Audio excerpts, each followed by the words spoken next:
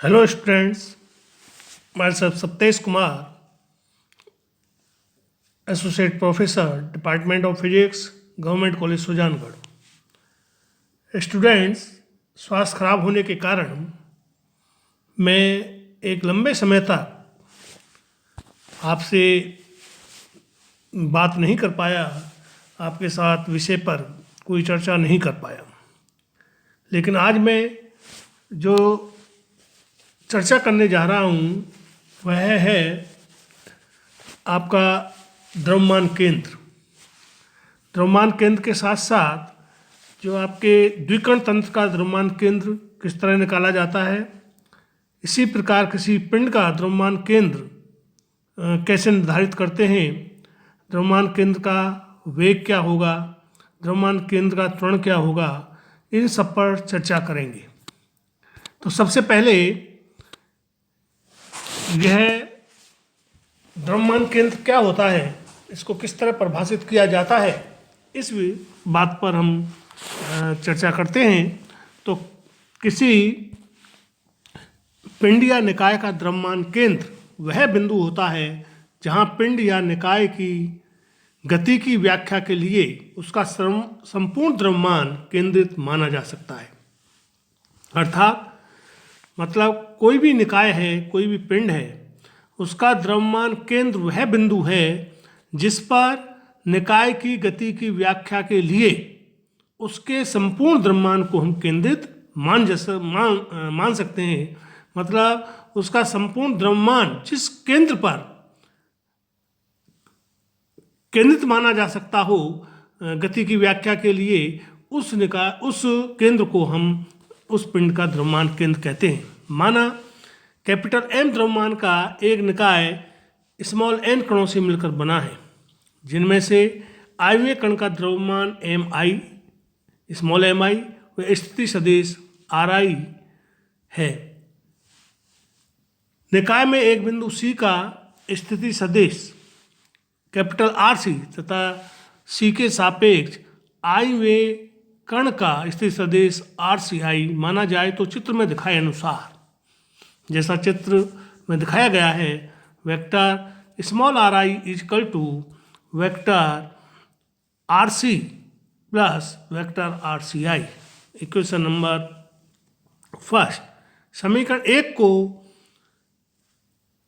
यदि small mi से गुणा कर सभी पदों के लिए योग करने पर हमें जो इक्वेशन प्राप्त होती है वह निम्न प्रकार प्राप्त होती है।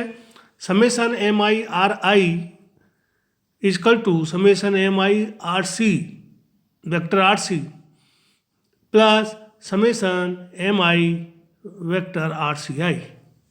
यदि पिंड के लिए समेशन mi rci बराबर 0 हो तो summation mi ri vector is equal to RC vector into capital M, या capital RC vector capital RC is equal to 1/m into summation mi ri vector ri।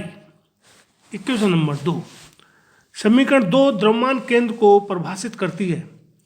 इसके अनुसार द्रव्यमान केंद्र ऐसे व्यवहार करता है जैसे पिंड या निकाय का संपूर्ण द्रव्यमान उस पर केंद्रित हो।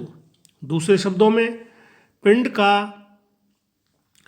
या निकाय का द्रव्यमान केंद्र वह बिंदु है जिसके प्रत्यय पिंड का द्रव्यमान आघूर्ण summation mi rci vector rci equal to 0 होता है। अब हम द्विकण तंत्र का द्रव्यमान केंद्र, ये जो हमने परिभाषित किया है, ये एक संपूर्ण निकाय के लिए परिभाषित किया है, एक पूरे पिंड के लिए द्रव्यमान केंद्र परिभाषित किया है जो समीकरण 2 के द्वारा परिभाषित है। अब हम केवल 2 कणों के द्रव्यमान केंद्र पर विचार करते हैं कि यदि 2 कण हों तो उनका द्रव्यमान केंद्र कहाँ होगा। माना कोई निकाय m1 स्मॉल m1 व स्मॉल m2 द्रव्यमान के 2 कणों से मिलकर बना है, जिनके सदिश क्रम से वेक्टर r1 व वेक्टर r2 हैं। जिनके स्थिति सदिश अवस्थित है क्रमशः वेक्टर R1 व वेक्टर R2 हैं। इस निकाय के द्रव्यमान केंद्र का स्थिति सदिश vector RCM is equal to summation MI RI over capital M, या RCM vector RCM is equal to MI RI plus M1 R1 plus M2 R2 divided by M, जहाँ capital M is equal to M1 plus M2। इसी प्रकार बहुकणीय निर्देश तंत्र के लिए तो इस तरह हमने देखा कि द्रव्यमान केंद्र जो द्विकण तंत्र का द्रव्यमान केंद्र है वह बहुत सिंपल समीकरण vector RCM is equal to M1 vector R1 plus M2 vector R2 divided by capital M के द्वारा परिभाषित है। हम बहुत आसानी से द्विकण तंत्र का द्रव्यमान केंद्र इस समीकरण की सहायता से ज्ञात कर सकते हैं। अब यदि इसी प्रकार बहुकणीय तंत्र के लिए द्रव्यमान केंद्र को परिभाषित किया जाए तो उसका स्थिति सदिश जो होगा वह निम्न समीकरण के द्वारा दिया जाएगा। RCM is equal to vector RCM is equal to M1 vector R1 plus M2 vector R2 plus M3 vector R3 plus M4 vector R4 dot dot dot divided by M1 plus M2 plus M3 plus dot dot dot plus Mn, यदि n कणों को हम consider कर रहे हैं तो सदिशों को घटकों के रूप में भी व्यक्त करते हुए लिखा जा सकता है।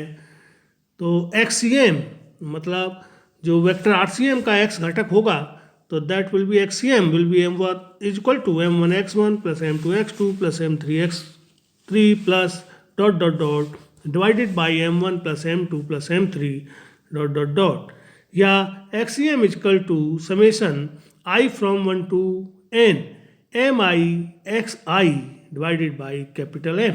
इसी प्रकार y और z घटक के लिए भी इक्वेशन लिखी जा सकती हैं। जो z कंपोनेंट है the YCM is equal to summation I from 1 to n MI divided by capital M। इसी प्रकार ZCM is equal to summation I from 1 to n MI divided by capital M। यदि पिंड या निकाय की रचना सतत मानी जाए तो जो डेफिनेशन है द्रव्यमान केंद्र के स्थिति सदिश की वो निम्न समीकरण के द्वारा व्यक्त की जा सकती है। Capital RCM vector capital RCM is equal to 1 by capital M integration vector R d small dm, जहाँ अल्पांश dm का स्थिति सदिश R है। घटकों के रूप में उपरोक्त समीकरण को निम्न प्रकार लिखा जा सकता है। XCM is equal to 1 by capital M integration x into dm, YCM is equal to 1 by M integration y dm, ZCM is equal to 1 by M integration z dm। यदि पिंड या सतत निकाय का घनत्व रो तथा अल्पांश का आयतन dv हो तो उपरोक्त समीकरणों को निम्न प्रकार भी लिख सकते हैं। Vector RCM is equal to 1 by capital M integration R rho dv, XCM is equal to 1 by M integration x rho dv, YCM is equal to 1 by M integration y rho dv, व ZCM is equal to 1 by M integration z rho dv। अब हम द्रव्यमान केंद्र के वेग की बात करते हैं कि द्रव्यमान केंद्र का वेग किस तरह निर्धारित होता है। हम जानते हैं कि द्रव्यमान केंद्र का स्थिति सदिश जो capital RCM is equal to 1 by M integration I from 1 to n MI vector RI। इस समीकरण को यदि समय के साथ अवकलित किया जाए तो DRCM over DT is equal to 1 by M summation I from 1 to n MI DRI over DT, या VCM is equal to 1/m summation MI VI, जहाँ VI is equal to DRI over DT, या VCM is equal to 1/M summation over rho I summation PI over summation PI, या vector P over M, जहाँ vector P is equal to M VCM।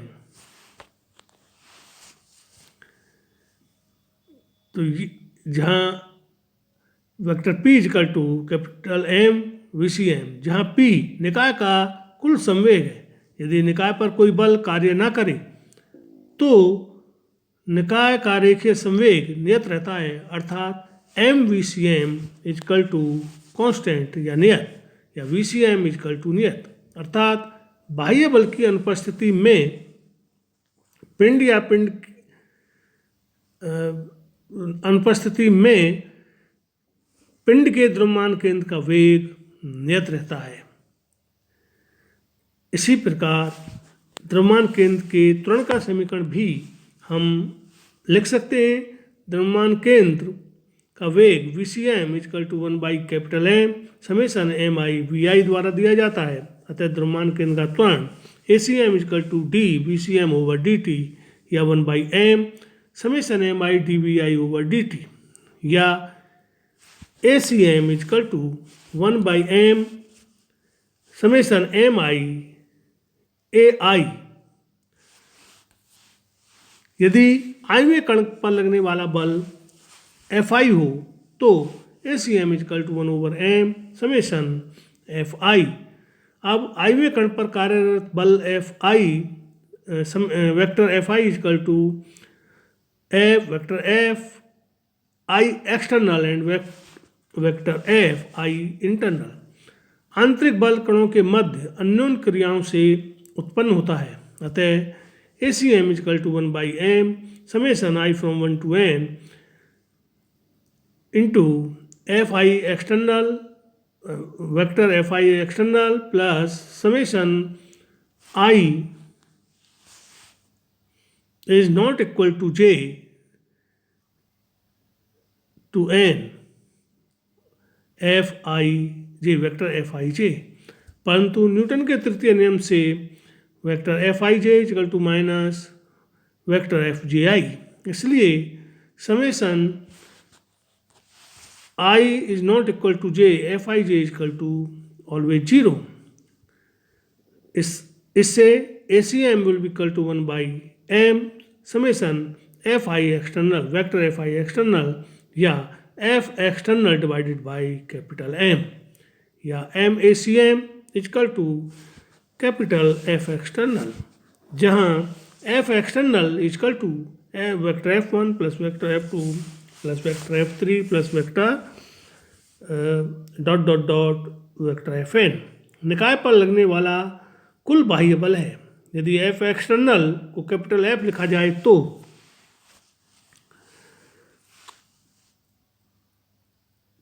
तो जो MACM equal to capital F, यह समीकरण होगी।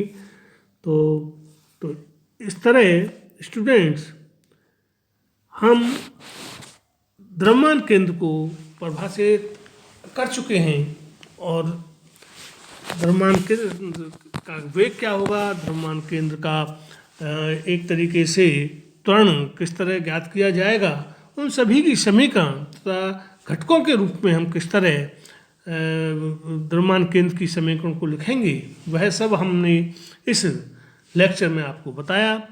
इससे आगे जो कल हम लेक्चर में आपसे चर्चा करेंगे वह